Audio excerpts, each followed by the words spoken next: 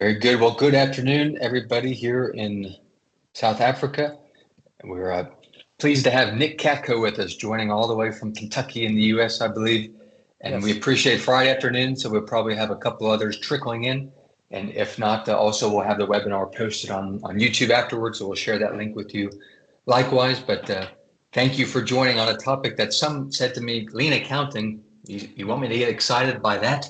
But hopefully by the end of this session, you'll understand that lean accounting is an awesome framework and something that can hopefully supplement or augment what you're already doing with some of these improvement methodologies. So Nick, I'll give you a quick introduction and obviously let you fill in the blanks. But Nick is the president and owner of an organization in the US called BMA. It's a global organization, I should say. And Nick has a wealth of expertise over 3 decades and has been able to support companies in lean accounting journeys around the world. So in the conferences in the US, obviously, Europe, Asia, and Australia. And he's also worked with some clients here in South Africa.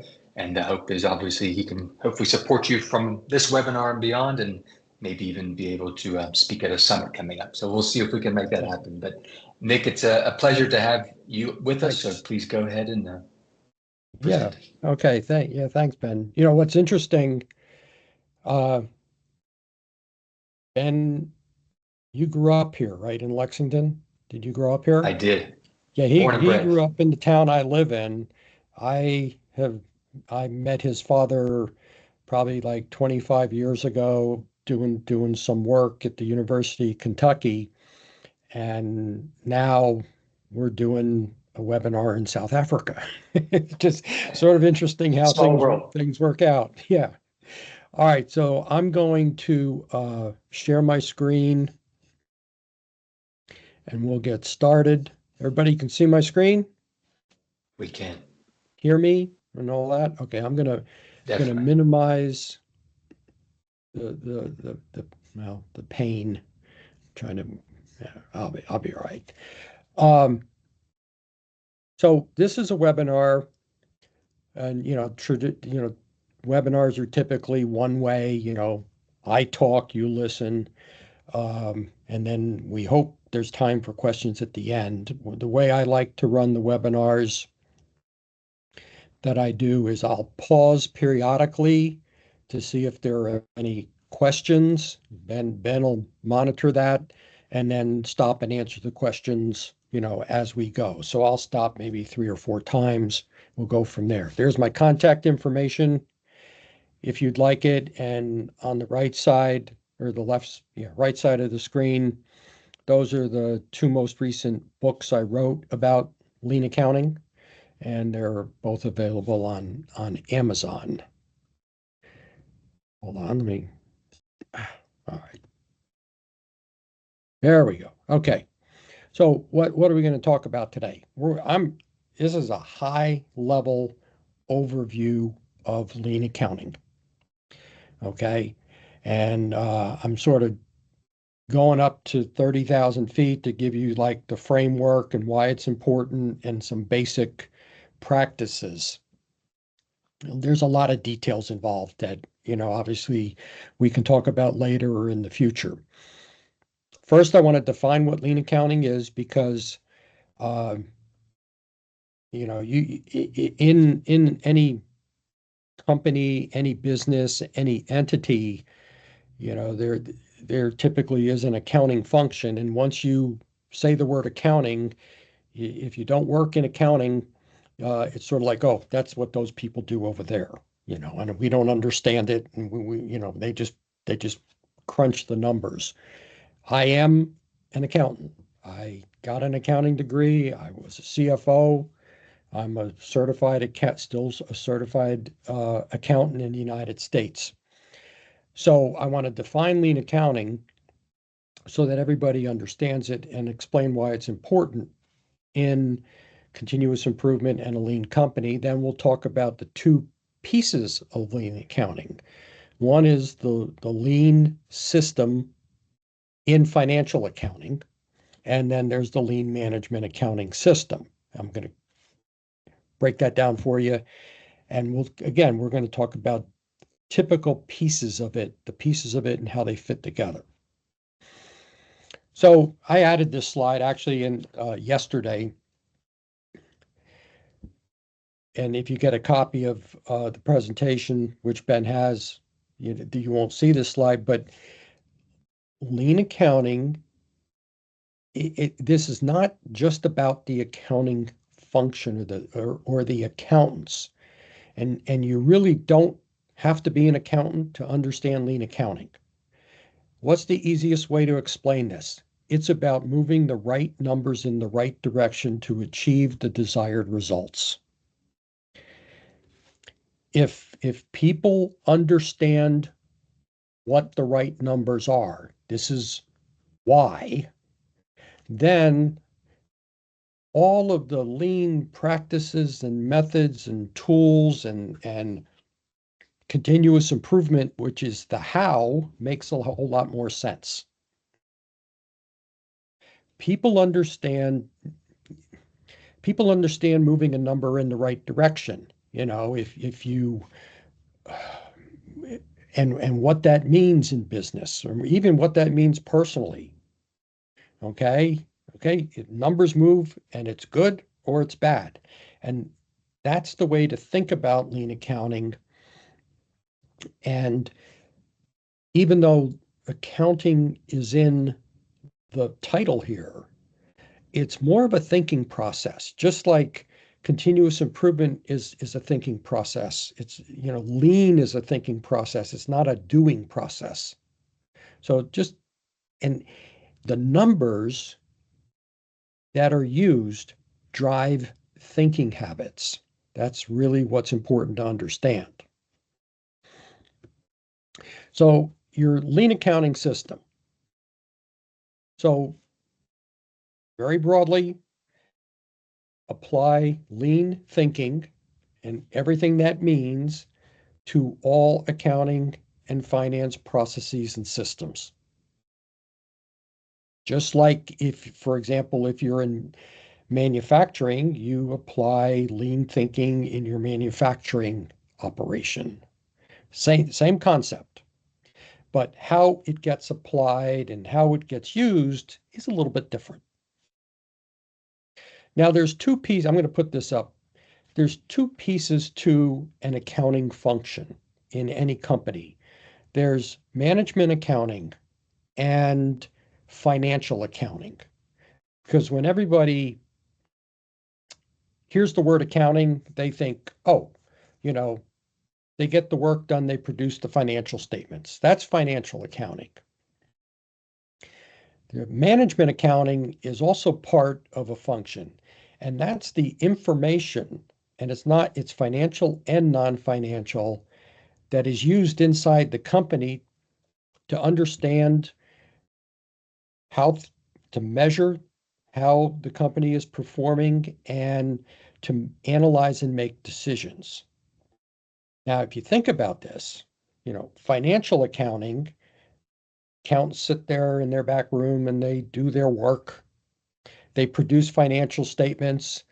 And, most of the time, those financial statements go to the leaders of the company. And then maybe if it's like a public company, they go to the shareholders and, or to like banks, things like that. Sometimes in companies, people inside the company never see those financial statements. But the management accounting is different in the fact that all of the people who use that information are the managers of the company. So you think about this, accounting has customers in financial accounting and management accounting. So what we want to do in lean accounting is, on the management accounting side, align information and decision-making with lean thinking. And then inside the accounting function, we want to eliminate the waste inside the accounting processes. Now, it's also important to understand that the accounting functions in a company are not just done by the accountants. If you think about, for example, an order to cash cycle. So a customer places an order, whether it's in a manufacturing company or in a service You place an order and then you deliver a product or a service. Well, accounting is at the end of that process. For example, sending the invoice and then collecting the payment. But all the work that is done, for example, creating a sales order, let's say it's manufacturing and going through the manufacturing process, all that information that is being produced upstream creates the accounting information. So there's a lot of people involved in the accounting function of a company when you look at it from a process viewpoint. And again, that's what's important to understand. That's one reason why lean accounting is important to every company that is involved in continuous improvement and lean thinking. Anybody have any questions so far? All right. So let's talk about improving accounting processes. And there's three pieces of this that I want to talk about today. Starting at the lower left, PDCA, Plan, Do, Check, Act, or Plan, Do, Check, Adjust, lean problem solving, whatever you want to call it. That is the foundation for improving accounting processes, just like PDCA is the foundation for any continuous improvement activity. Then there's daily lean management. In lean thinking, daily lean management is to provide stability and control and to understand problems and issues as they occur and try to solve them before they become big problems. And that's typically the way to get started in the accounting function. Start with daily lean management. I'm going to explain why in a minute. Then there's the traditional continuous improvement, such as doing a Kaizen event, things like that. The best way to do that is in accounting is after you have established daily lean management. Okay, so that's sort of like the implementation process. Focus on problem solving, get daily lean management in place, then start focusing on continuous improvement activities. Like, any other part of a company or any other aspect of lean, it's about eliminating waste. Now, I use the downtime analogy to understand accounting waste. What's interesting in accounting, and I was talking to Ben about this earlier, is that the nature of the work in accounting, we are very transactional. We have to pay the bills once a week. We have to close the month. We have deadlines. We're always working, and for the most part, accountants are always busy. There's always work to get done. And the way we do our work is on computers. We're transforming information. That information is invisible because it's in different systems. It's not like you're making a product in a manufacturing operation. So it's harder to see the waste. And accountants, we are fixers. We fix things. We get things done. If we have to close the month and we have a problem, we just figure out how to fix that problem to get the month closed. We may not take the time to understand why the problem occurred because we got to get the month closed because then we got to get on to our regular work. So we're always busy. So we want to use continuous improvement to get accountants to understand the waste in their processes, such as defects, missing, incorrect, or unuseful information, overproduction. Are there, I'm going to give you some examples. Are there reports that you send out internally that nobody really reads or uses? Waiting time. Now, accountants don't sit around wait for the work to get done, but the work waits. For example, you send an invoice out to be approved by somebody outside of accounting and you wait for it to come back. Neglect of talent is accountants being overworked, overburdened with this all the waste in the processes, unnecessary handoffs of information. I did work at a company once where they had to approve an invoice to be paid. The company set up 4 levels of approval, all the way up to the owners. Now, the reason they did this is the first 2 levels, they really weren't approving them correctly. And they were paying things they shouldn't have paid. So we just added more levels. They added more levels of approval rather than trying to really solve the problem. Batch processing, that's whenever you do the best example of batch processing is the month-end close process. Okay. There's a whole lot of activities that only occur over a certain time period. Unnecessary human motion, trying to find information, unnecessary keystrokes. Then there's just excess processing, any activity that doesn't add value. A lot of times that gets into analysis, or unnecessary journal entries. When I became CFO, I replaced an older controller who was retiring, and he was, I would say, an old-fashioned accountant. And in the United States, we have this sort of silly saying that accountants want to get the numbers right to the 4th decimal point. And he actually, every month there were probably about 50 journal entries that were being done. And they accrue and reverse, accrue and reverse. And it was the same journal entries every month. The numbers might change a little bit, but not that much.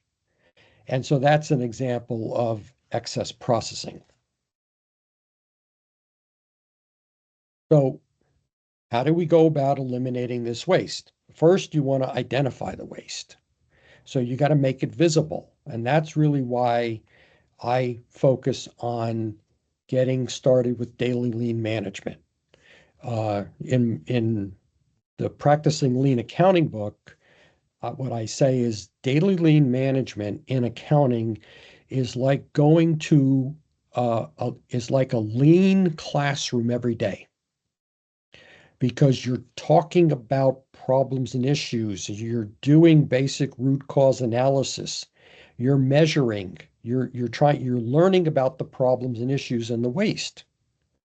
Now, daily lean management is not hard to set up in accounting if you follow what I call PDCA. What do I mean by that? Plan the work. Traditionally, the accounting department comes in, everybody sits at their desk and they do their work. But the idea is to plan the work. What do we want to get done today? Do the work. Now, accountants pretty much, I would say, most accounting departments have what I would consider standard work. How do you process an invoice? How do you do this? How do you do that? If accounting departments don't have that, then you don't really have a good accounting function. But in getting the work done, how do you address the problems and issues as they occur?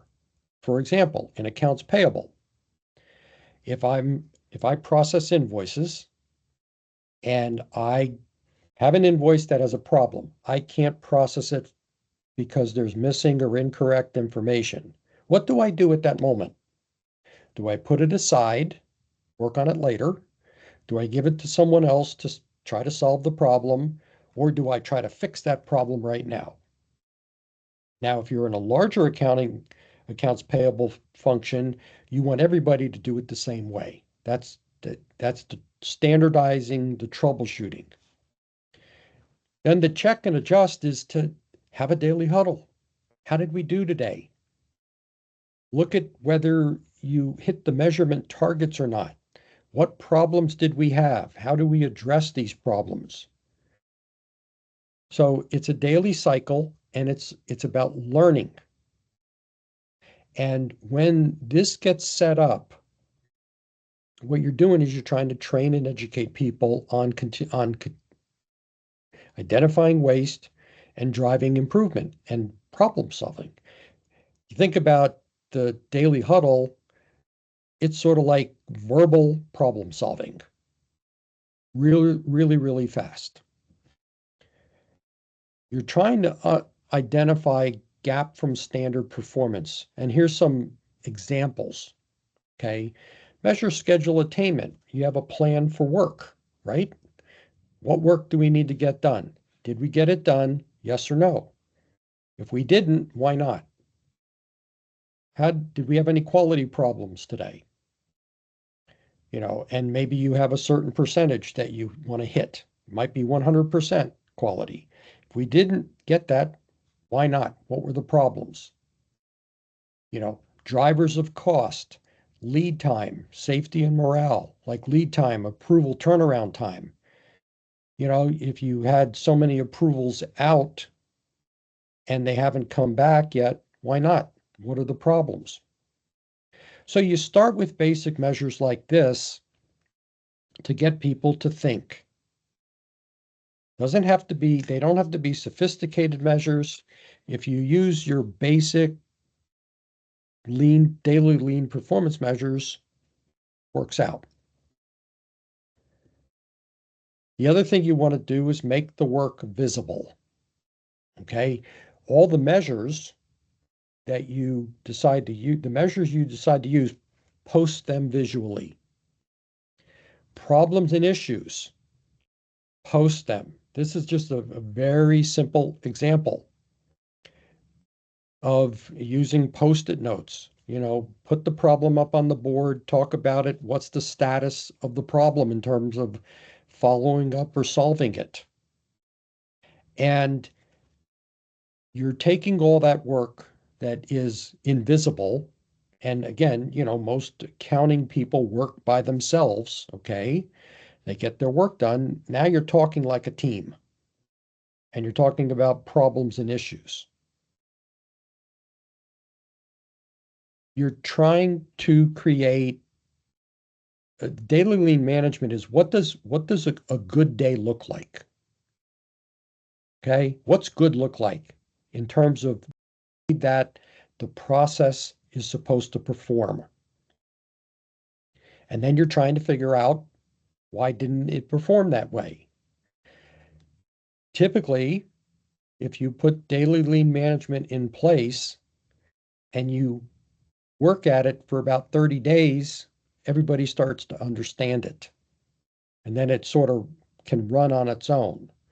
The one thing I do suggest, if you want to establish this, is you have a coach who is sort of like your teacher or your facilitator to make sure that people are following the standard work for daily lean management and not sort of doing things the way they want to. So let me just stop here. Anybody have any questions or comments?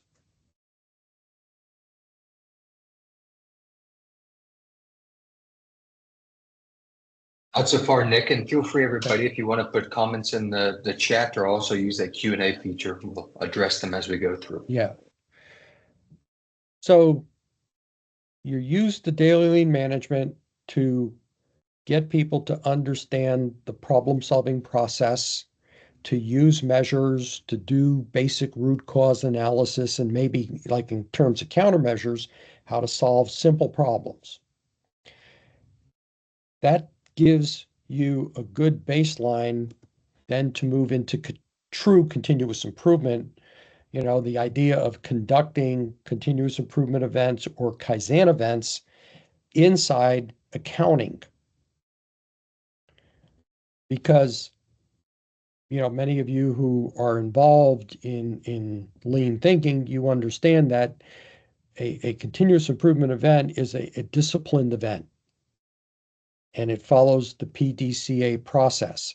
And this is where you really get into eliminating the waste, improving processes, or like I'm looking over at my books in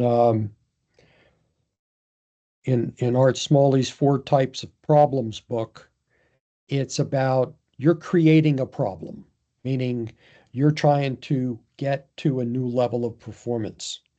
And this takes a little time because you have to understand what's causing the current level of performance. Any continuous improvement event, again, follows the PDCA cycle.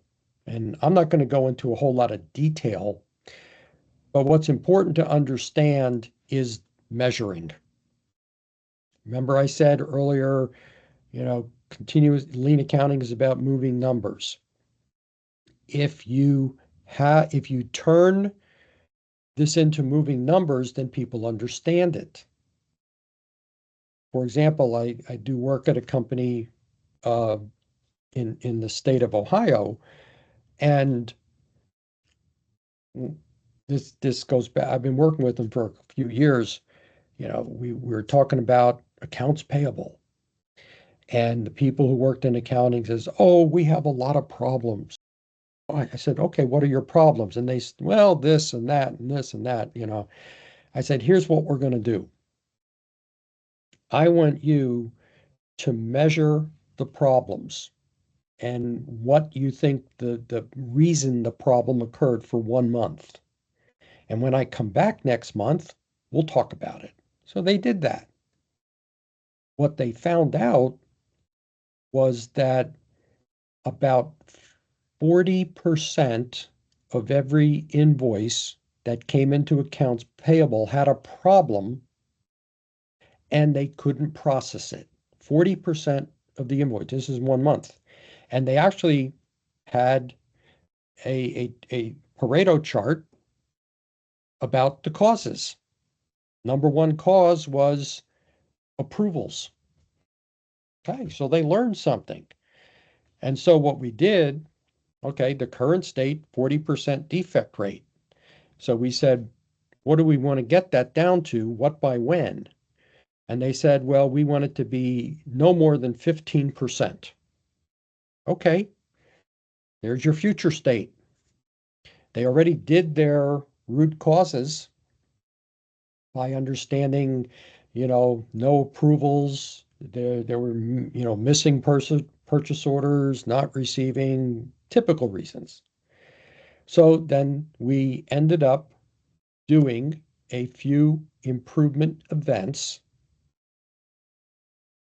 and we kept measuring each event. We kept measuring that defect rate, and they eventually got it down to under 15%. And this happened about 2 years ago, and to this day, they've maintained that. How did they do it? Well, they looked at the reasons why approvals weren't done. They actually had a piece of software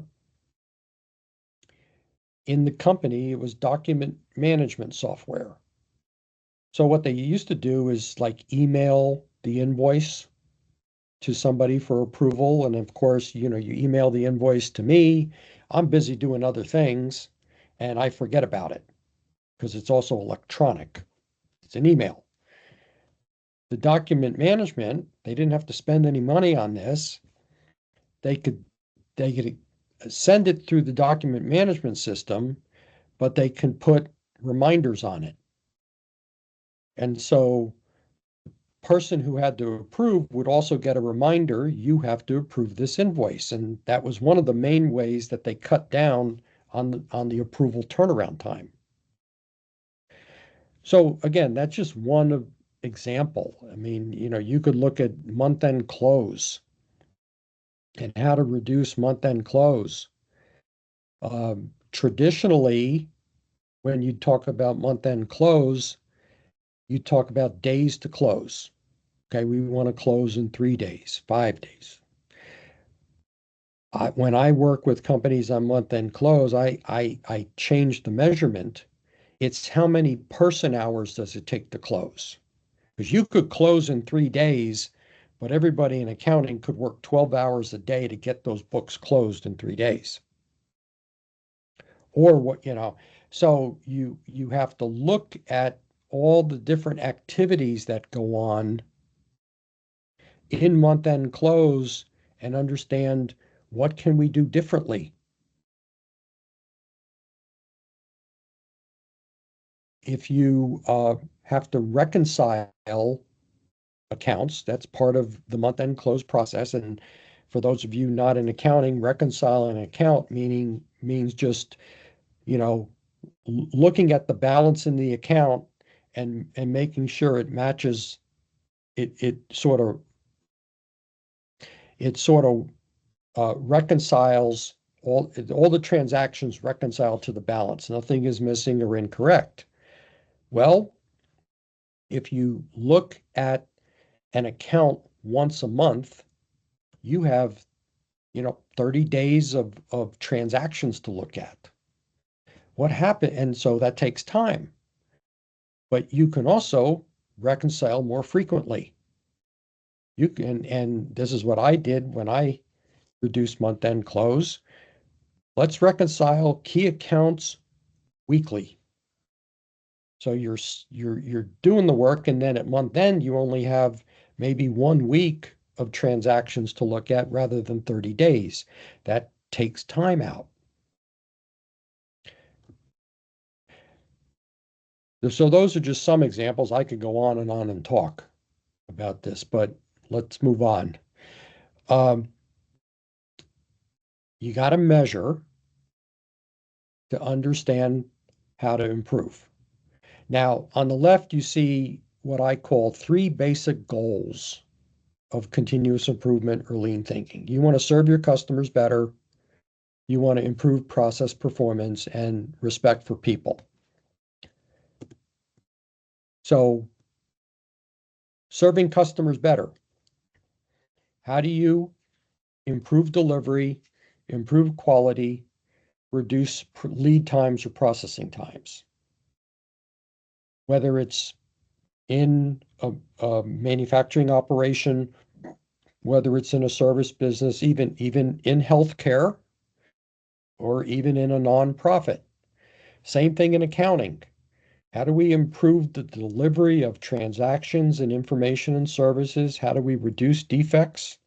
How do we reduce processing times? And by the way, I'm just going to make a note. The number one problem in accounting is defects. Missing or incorrect information. That's like number one. It's not that accounting is creating the defect. It's like I mentioned earlier in an example, it's typically upstream or it's typically outside the company. And accounting deals with defects all the time. Improving process performance. This gets into information flow, which is very much like lead time. Improving productivity. How can we increase our output? How can we get more work done with the same resources? And then how can we reduce costs over time? And then there's respect for people. Now, safety and accounting. Okay. Well, think about not just physical safety. I mean, yeah, you can have sore fingers from typing too much, but it's also the emotional safety. Being overworked, okay, being overburdened. This idea of like the month end close, and it's so overburdening, and it's continuous that burns people out. I mean, we have a friend here who's a controller. And she's both of our friends, and my wife would call her and during the day, and sometimes, and she'd say, "Oh, I can't talk right now because it's month end close." And so you really have to look at what's going on inside the business. You want to make accounting's work easier.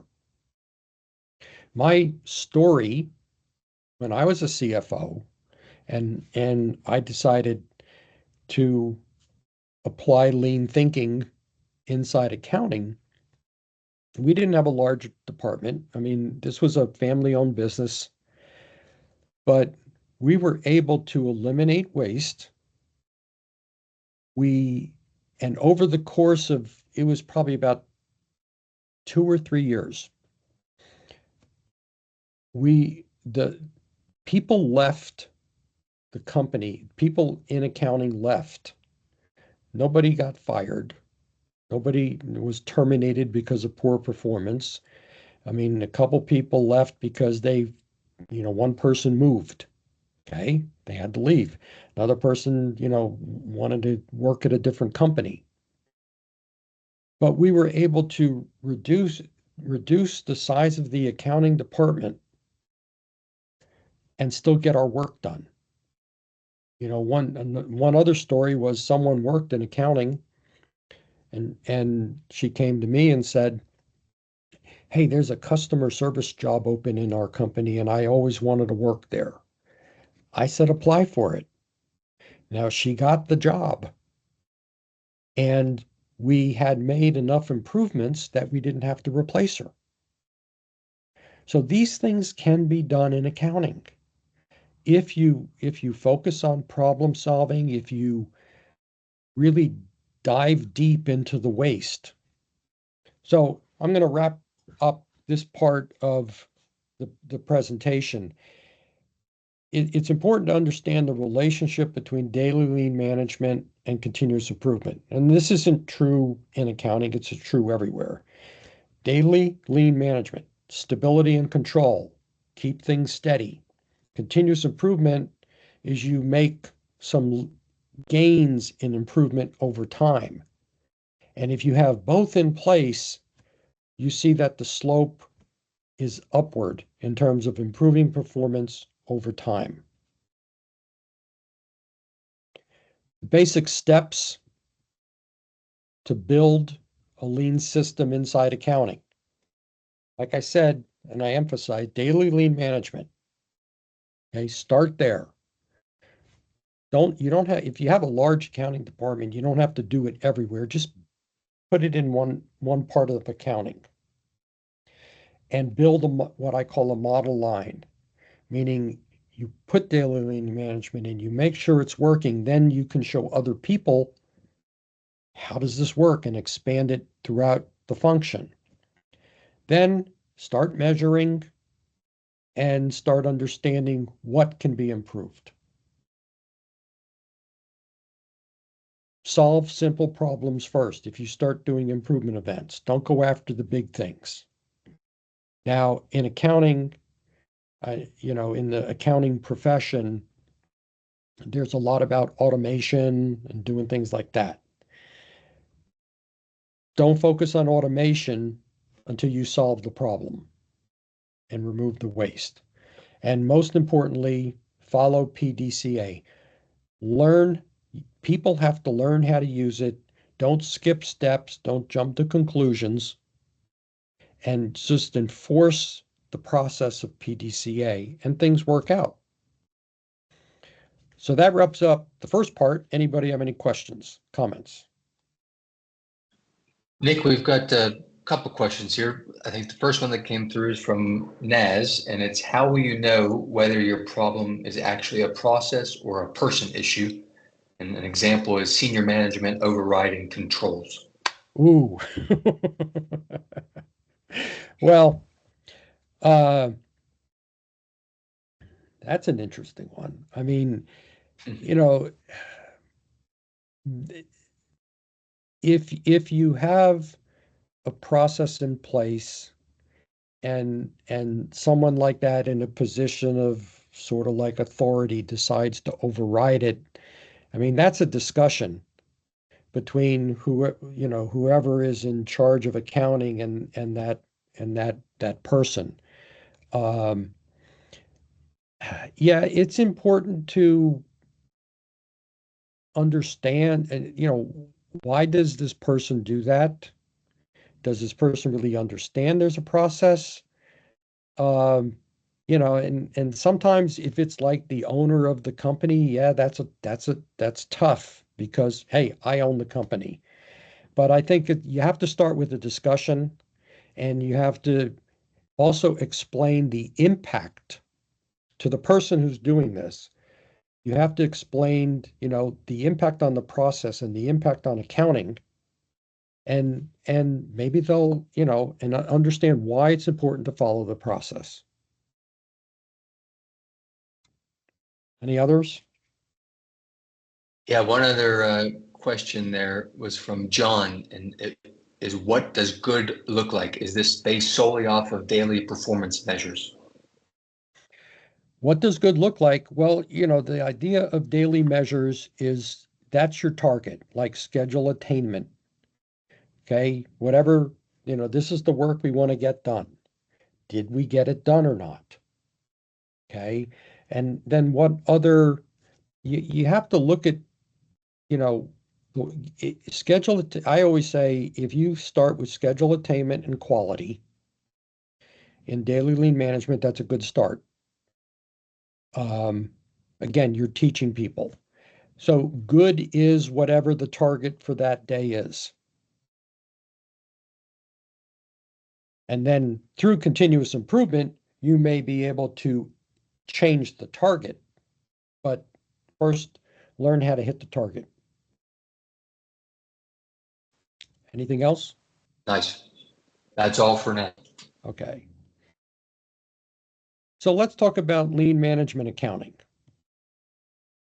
Um, this is, again, it's not something new. Others, if you've seen the ubiquitous Toyota house, you know what this looks like. But I use this to try to explain the management accounting side.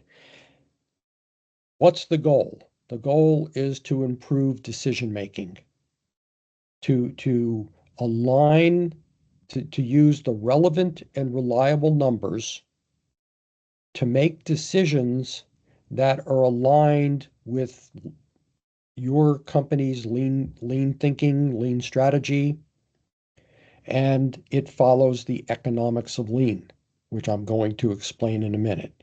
So again, the idea is quality information for people inside the company to make good business decisions. And because a company decides to, embark on a lean transformation, the definition of quality information changes. Here's what we want to do. We want to understand the causes of financial performance, which is pretty much operating performance and how we use our capacity. Those are the drivers. Now, this is the opposite of traditional top-down financial analysis where, accounting and the leaders of the company, they draw the conclusions and they say, here's what you need to do. What we want to do is, or what I always say is, if you want to improve financial performance, improve operations. That's what we want to do. How do we do that?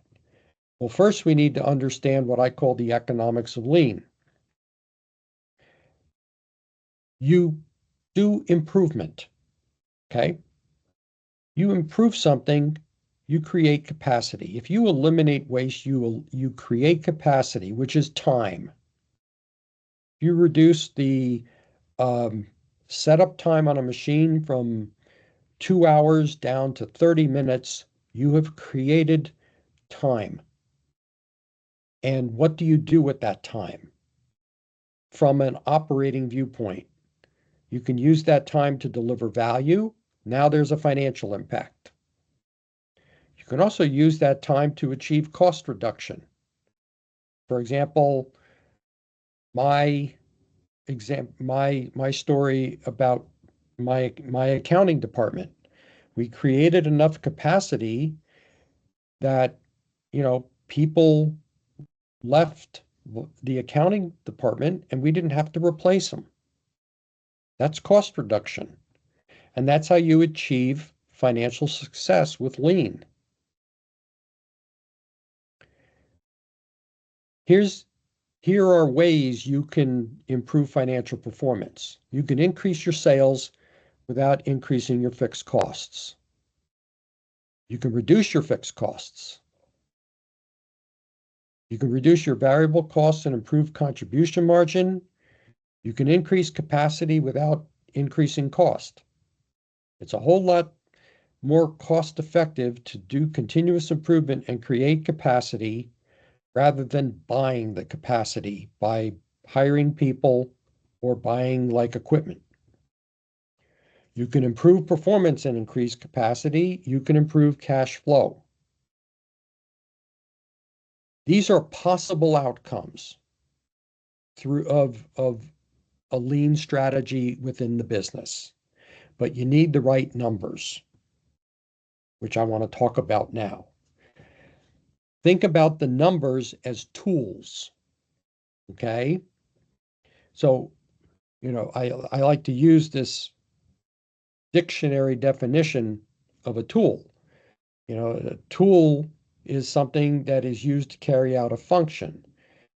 In lean management accounting, the function is analysis and decision making. The tools are the numbers. So what do we want to do? We want a good lean performance measurement system. Now, all companies use measurements. The question is, are your measurements lean focused or not? So it's best to go through this process of evaluating your performance measurement system. What you see here is sort of like what I consider the standard of a good performance measurement system. Levels of measurements, daily, weekly, and monthly. Why you're measuring. Okay. We talked about, daily measurements earlier. And we talked about continuous improvement measures. Who measures? Where do you measure? And what types of improvements do these measures follow? And it's important to make sure you have all three levels in the right parts of the company, especially your value streams, and that they're lean focused. And that's what and there's a lot here. Again, I'm not going to go over it all, but you have three levels of measurements using basic lean goals. Now, I call this a starter set, meaning these are typical lean measures that I've used in companies, that other companies have used. So when you're trying to create your measurement system, you don't have to start from scratch. What should we measure? We don't know where to start. Here's your starter set. And then you evaluate your current measurements. Do we have a schedule attainment measure in our operational cells? Yes or no? How do we calculate it? Do people understand it? Is it simple and easy? How do we measure on-time delivery? How do we measure productivity at the value stream level? Here's what you find out. Typically, yeah, we have some good measures in place. We're missing measures that we have to create. And here's a way to start creating the measures. Then you find out that, oh, we also have these measures out here that really don't fit this matrix. And so we probably need to stop using them because they're driving the wrong behavior. So that's sort of the first step. Make sure you got a good measurement system in place. Anybody have any questions on this? Okay. So then we focus on what I call the box score.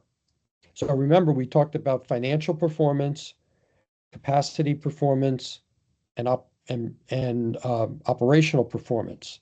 So the box score does this. What are the lean performance measurements that we use? Now, this is typically done like at a value stream level. How do we understand the profitability of each value stream? How much revenue? What are the actual costs? And how are we using that capacity? How much capacity is being used to provide value? How much capacity is being used in non-productive activities? How much are we creating? So remember, we talked about driving thinking. And this is what the box score does. These are the numbers to drive good analysis and decision making. For example, we talked about the 6 outcomes. So if you're talking about like improvement, what's the impact on operational performance? What's the impact on capacity? What's the impact on sales? What's the impact on variable costs? And what's the impact on fixed cost and profitability and cash? So the numbers, you have to look at the box score and think about what's going to change. How do you do this? Here's a current state box score. Whatever the decision is, what's the incremental change to the box score? Now, it may not, whatever you're talking about, whatever the analysis is or the decision, just having to go line by line makes you think. It doesn't mean that every single line in the box score is going to change every time. But what's the incremental change? What does the future state box score look like? The future state box score is better than the current state. Well, you probably need to make this decision the way you think. Let me give you a simple example. So let's say you're doing value stream mapping and you've planned some continuous improvement events. So here's your current state box score. What's the impact of some planned continuous improvement events? This is what we think is going to happen. So we're going to reduce our inventory. We're going to improve on-time delivery. We're going to reduce our lead time. That's the operational impact. What's the capacity impact? Well, we're going to eliminate 21% non-productive activities. We're going to generate 20% capacity. What is the direct financial impact of these events? Well, we're going to reduce our material costs because we're reducing inventory and we're improving quality. And then we have, some other costs which we know will reduce. So there's your future state box score for the events. That's really, really good. Then the question becomes, what can we do with that 20% capacity? This is where you really see the true financial impact of continuous improvement. So we have three choices. We can take people from this value stream, move them into another value stream because they're needed there. You can see what happens to performance, capacity, and cost. Everything's highlighted. The key pieces are highlighted in yellow. Another option is introduce new products into the value stream. You can see the changes there. In this example, oh, well, we've outsourced some production. We can bring it back in-house. So now you see even the true financial impact of these events. You know, there's a lot that improves profitability. So this is just how the box score drives thinking. And it really makes people understand that, you know, lean thinking and continuous improvement really, really can drive financial improvement over time. Now, I know we're coming up towards the bottom of the hour. I might go a little bit over if that's okay. I only have a few more slides. Okay, Ben? That okay? Yeah, sounds Okay. great. Lots of companies are concerned about cost. Okay, rightly so. There's a lot of traditional ways to look at costs and try to reduce costs. But here's how lean management accounting focuses on costs. And think about your labor cost. Okay, you want to manage it and control it. The operational focus is on improving productivity. As a result, your labor costs as a percentage of sales will go down. That's improvement. Your material cost is about flow, so you focus on improving days of inventory. Your machines, you want total preventative maintenance, you want to reduce your changeover time, that reduces your machine cost over time. Improving quality, you focus the operations on reducing defects and improving rework. That reduces scrap, improves days of inventory. So let me put this up, very simple, sort of like a summary.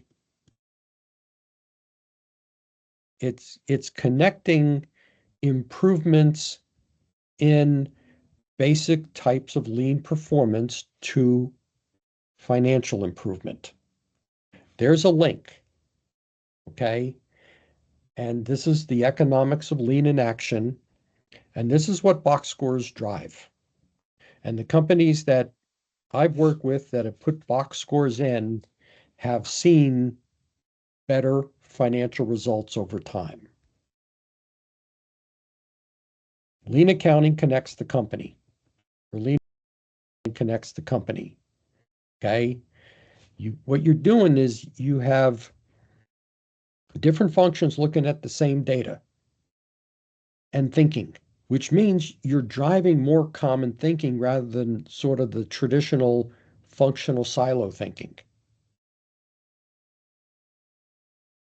And just to wrap up, you know, lean financial thinking is about using numbers to understand the lean relationships, to drive problem solving, and to improve the economic value of the company.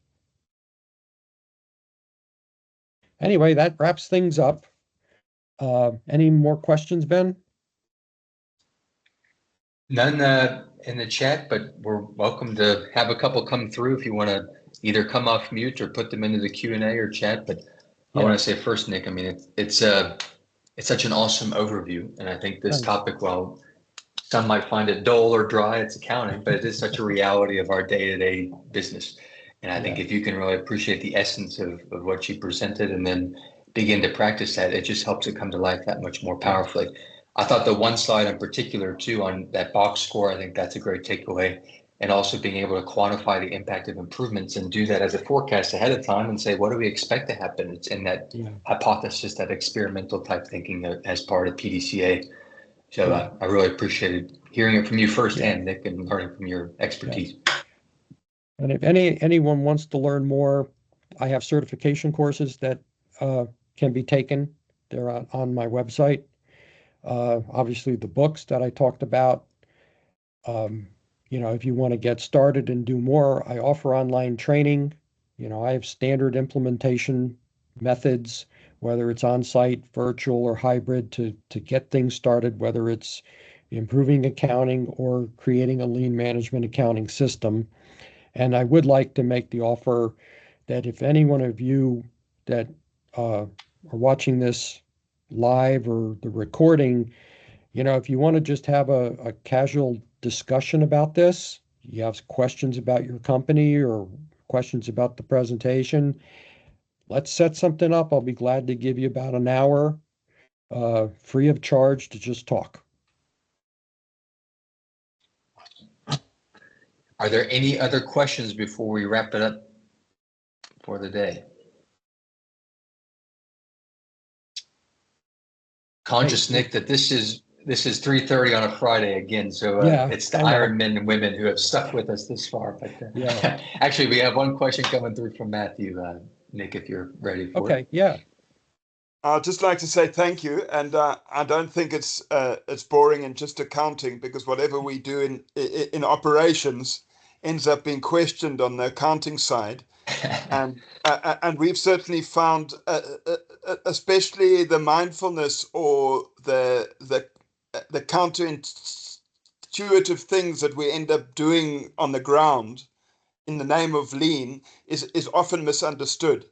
Yeah. And I think this has opened my mind to see actually how simple it is to discuss this with finance managers, to get them to understand when we are implementing things in a big organization that I work for. I work for the City of Cape Town. There are 28,000 people.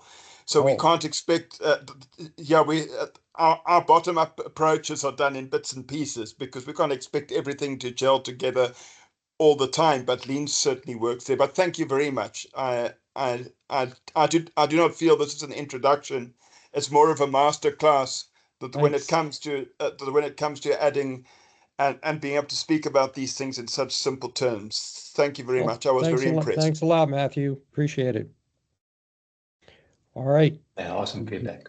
You guys have a good weekend, and hopefully we'll talk again soon. Thanks. Very good, Nick. Thank you. Thank you. Thank you. An email will go out soon with the slides and the recording. So look for that. And thank you again for joining us. All right. Thanks, Ben. Bye for now. Thank you. Thanks, everyone.